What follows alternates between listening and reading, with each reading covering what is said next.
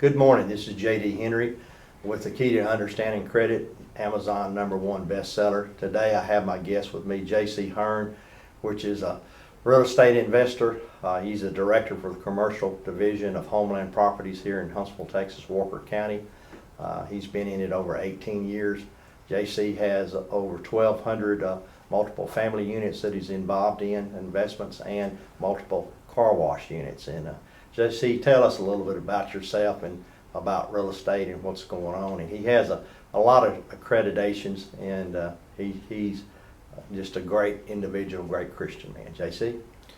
Well, thank you, Jimmy, for having me on this. And I do commend you for your hard work in trying to provide financial education. I think it's something that's very lacking in our culture and in our formal education system. My experience, of course, was started with being a real estate investor, and we started with all different types of assets, single family and then land, got into multifamily, and then now we're doing express car wash developments. I'm also a CCIM, which is a certified commercial investment member, and also an accredited land consultant, as well as a certified real estate negotiator.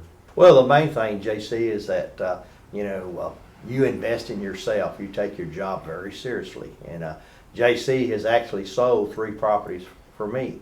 And it's been a very learning experience for that. And these were commercial properties, and a very trying time to sell these properties. And it took a lot of time and jumping through hoops and going the extra mile. So I thought this would be a good time to introduce JC, talk about real estate, talk about his accreditations and what they mean, the value of those accreditations to the consumer, his customer. Well, thank you for that, and I appreciate your business. Appreciate you. Yeah, I would say that through my process, and I've always been a lifelong learner, it's important to invest in yourself, and always tried to seek out ways to be the very best in whatever I've done. One of those things I pursued was the Certified Commercial Investment Member designation, which is a pretty rigorous framework of courses, as well as you have to have a portfolio of transactions, commercial transactions, and take a comprehensive exam at a national level to be awarded that designation, as well as swear an oath to the CCIM Institute. So there's only about 11,000 individuals in the world that have that level of accreditation designation.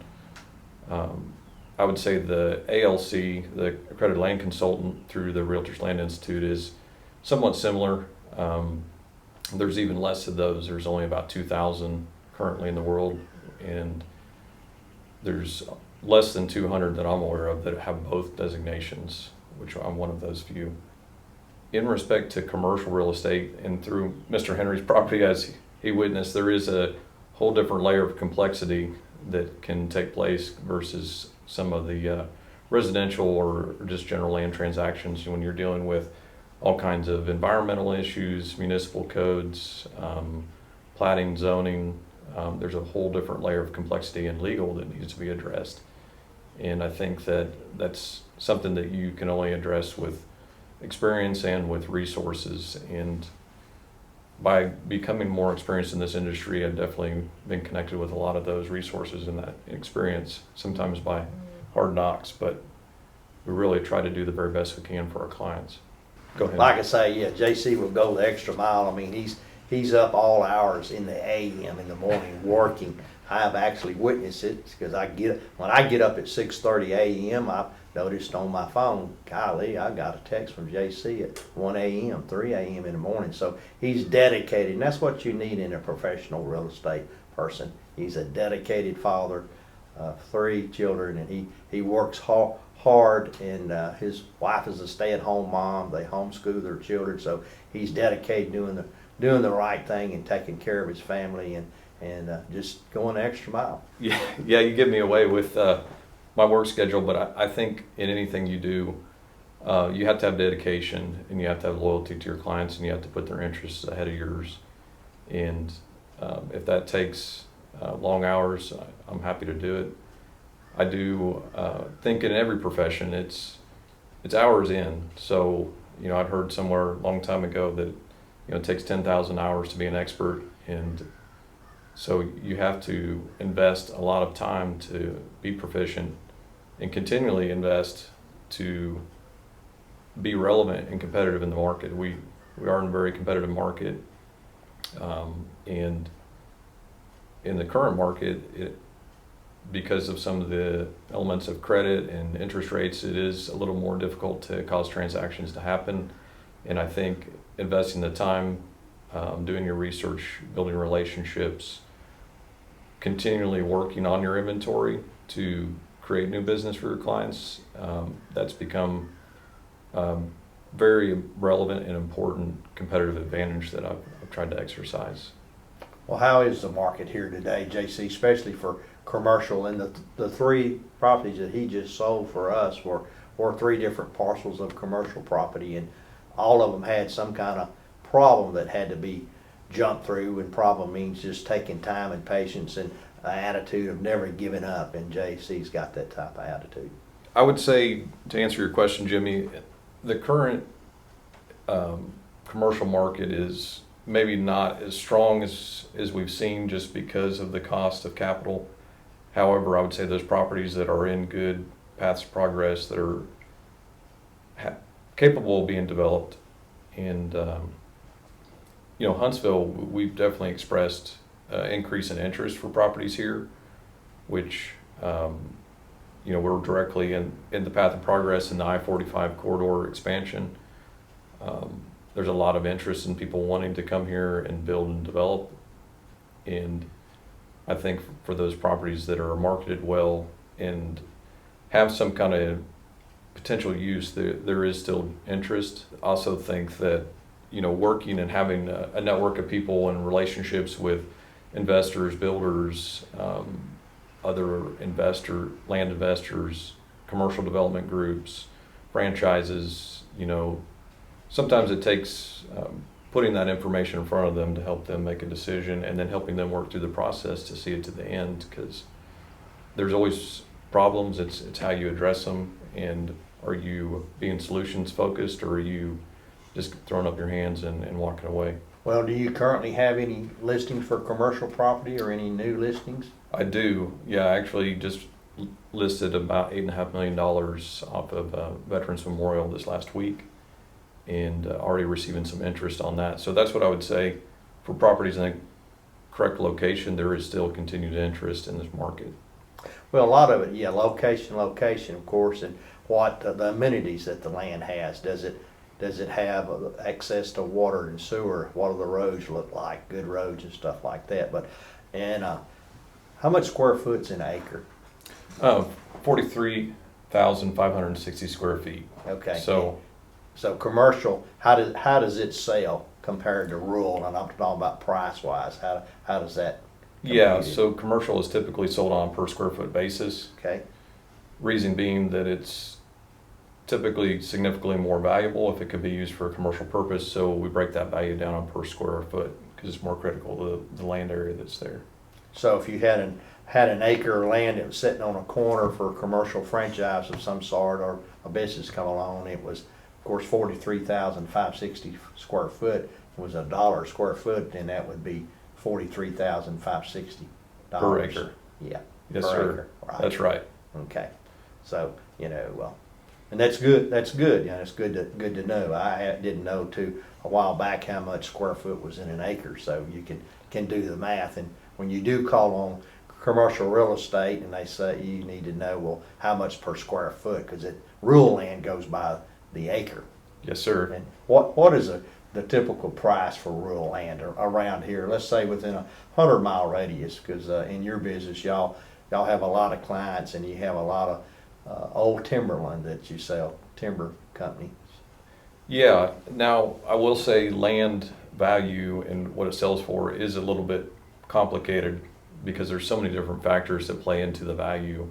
For one is proximity to major cities, definitely access, specifically if it's highway frontage, state highway frontage, blacktop, county road frontage, if it's just a easement road, if it does not have legal access. And then also the utilities. I mean, utilities is a big factor in land prices. Does it have electricity? Is there rural water available? City water? Is it deed restricted? What can you do with the property? Highly dependent. It's highly influential on the land value. And so if it has zoning, if it has a floodplain on it, and the amount of buildable area that you have, because typically area that's affected by floodplain or drainage is 50% of the value of the market value land.